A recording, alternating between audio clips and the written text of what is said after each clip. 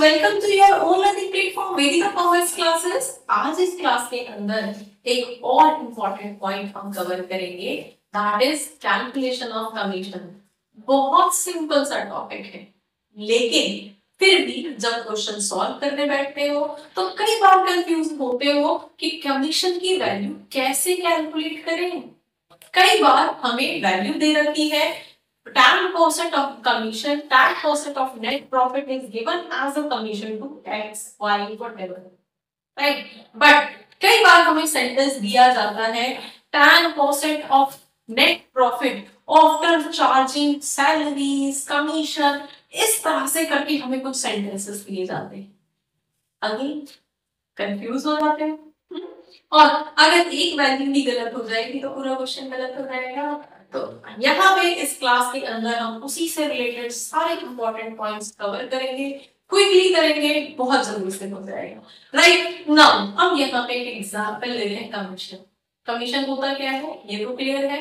Fine, किसी partner को कोई स्पेसिफिक एक्टिविटी दे करने की वजह से कुछ एक्स्ट्रा रेम्यूनरेशन दिया जाता है कमीशन के नाम से, ठीक है। अब ये कमीशन हमेशा दो तरह से चार्ज होता है। First point is commission to the partner before charging commission. Clear? Commission he calculate कर रहे हैं और सेंटेंस क्या बोला जा रहा है, बिफोर चार्जिंग कमीशन। ये कुछ भी नहीं बोला जा रहा है, सिंपल सेंटेंस दिया गया है। जैसे हम यहाँ पे एक एग्जांपल ले रहे हैं और एग्जाम्पल के अंदर क्या है, जैसे एक्स और वाई दो पार्टनर हैं, यहाँ पे सीधे बोला गया है कि 10% of net profit is given as a commission to X. एक पार्टनर को दिया जा रहा है और कोई स्पेसिफाई नहीं किया गया है कि क्या देना है, आफ्टर है, बिफोर है, कुछ नहीं है। इसका मतलब है ये बिफोर ही है और स्ट्रेट फॉरवर्ड इसकी वैल्यू कैलकुलेट हो जाएगी। लेकिन नेक्स्ट सेंटेंस हमें दिया गया है कि वाई को जो कमीशन मिल रहा है that is 10% of net profit after charging commission. यहाँ पे एक वर्ड है आफ्टर, इस पे फोकस करना है क्योंकि इस वर्ड से पूरा क्वेश्चन पलट जाता है, कैलकुलेशन पलट जाती है। राइट, तो हम यहाँ पे कैलकुलेट कर लेते हैं। लेट्स सी, अगर हम कमीशन कैलकुलेट कर रहे हैं तो कमीशन की जो कैलकुलेशन होती है वो दो तरह से होती है। Right, one is calculation of commission before charging commission, या हमें कोई सेंटेंस नहीं दिया गया है, सिंपली बोला गया है कि इतने परसेंट का कमीशन देना है।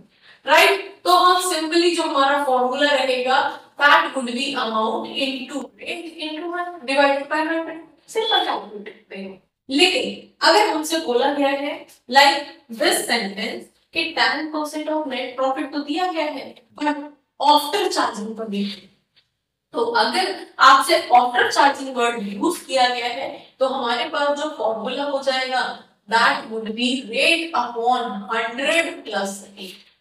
बस इतना छोटा सा माइनर सा, लेकिन क्वेश्चन को, स्टेटमेंट को समझने में कंफ्यूज नहीं होना है, उसको बहुत ध्यान से करना। राइट, तो हम यहाँ पे ले रहे हैं एक्स को जो कमीशन दिया गया है that is 10% of net profit directly, और नेट प्रॉफिट कितना है 50,000 का है।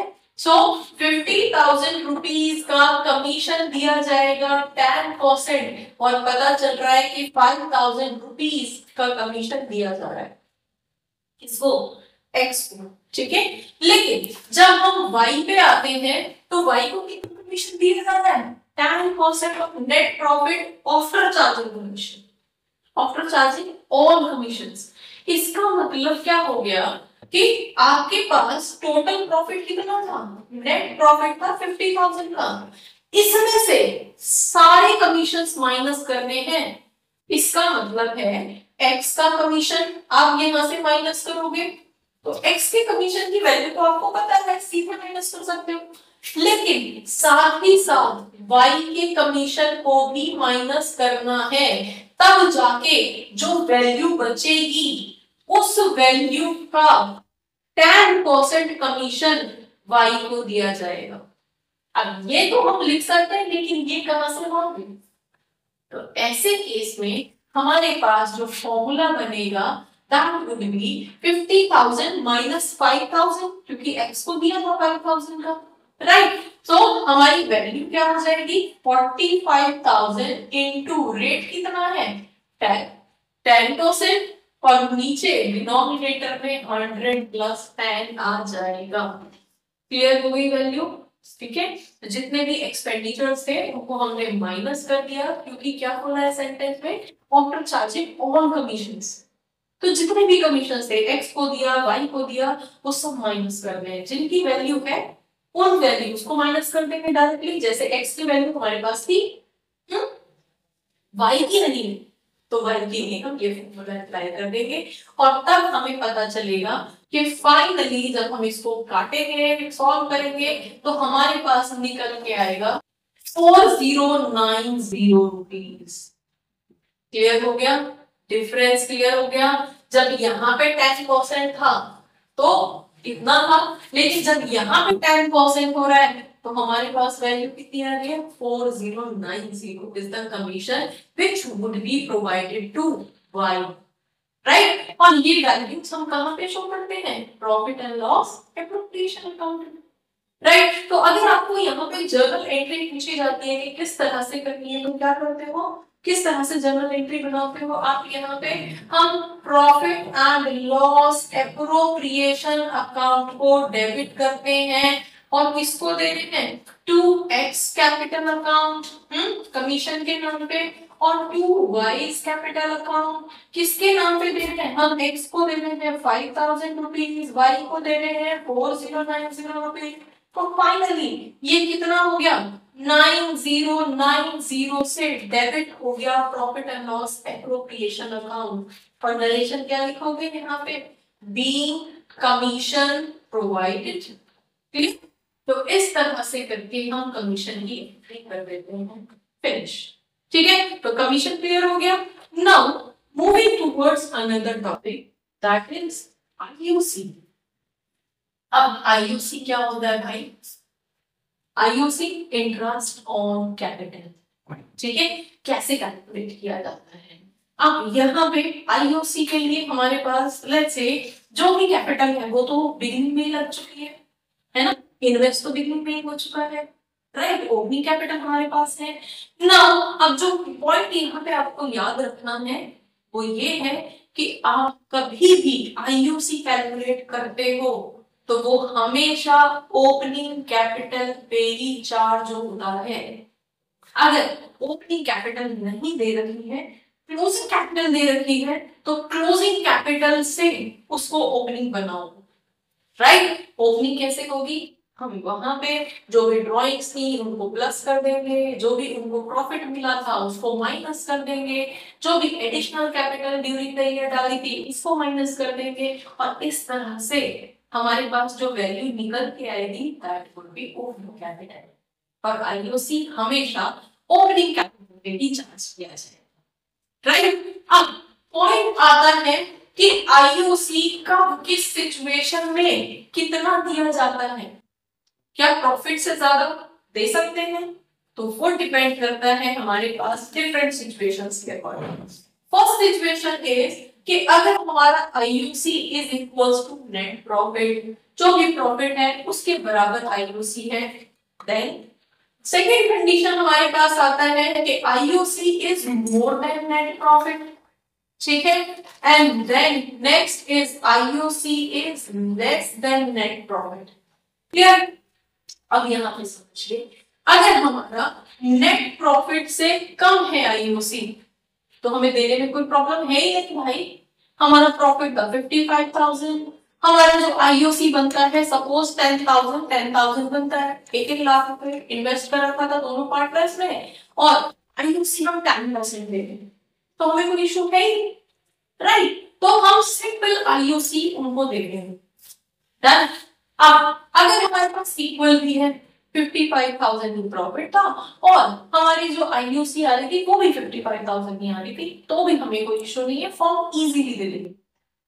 पॉइंट कहां पे आता है कि अगर आईयूसी ज्यादा है, जो कैलकुलेट हमने किया है आईयूसी वो ज्यादा है और नेट प्रॉफिट कम हो जाता है, तो ऐसे केस में क्या आईयूसी देना कंपलसरी है?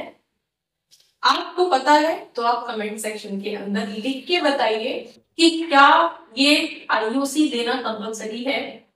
Right now we are moving ahead कि आईओसी देना कंपलसरी नहीं है।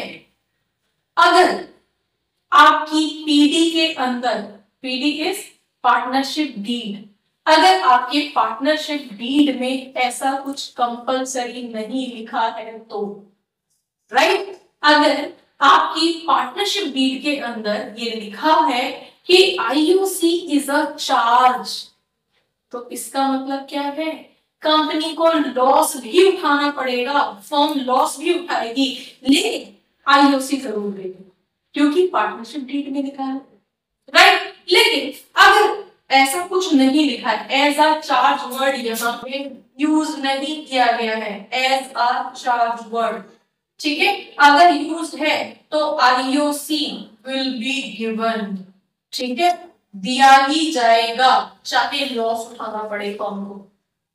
लेकिन अगर ऐसा कुछ नहीं लिखा है, एज अ चार्ज नहीं लिखा है, ठीक है, नहीं लिखा ऐसा कुछ, तो ऐसे केस में जितना हमारा प्रॉफिट है सिर्फ उसी को ही एप्रोप्रिएटली बांट दिया जाए। हम एक एग्जांपल ले लेते हैं, सपोज कंपनी का जो प्रॉफिट था दैट वाज 50,000, ठीक है, ये हमारा नेट प्रॉफिट था, एक एग्जांपल ले रहे हैं, राइट। लेकिन हमारा जो आईओसी आ रहा था, आईओसी जो कैलकुलेट कर रहे थे, सपोज 3 पार्टनर्स थे, तीनों ने भी कुछ कुछ पैसा लगा रखा था, ऐसे केस में हम एक एग्जांपल ले रहे हैं कि 90,000 जो है वो हमारा आईओसी आ रहा है, 9 लाख कैपिटल थी, 10% के अकॉर्डिंग 90,000 सपोज हमारा आईओसी बनता है, ज्यादा है ना।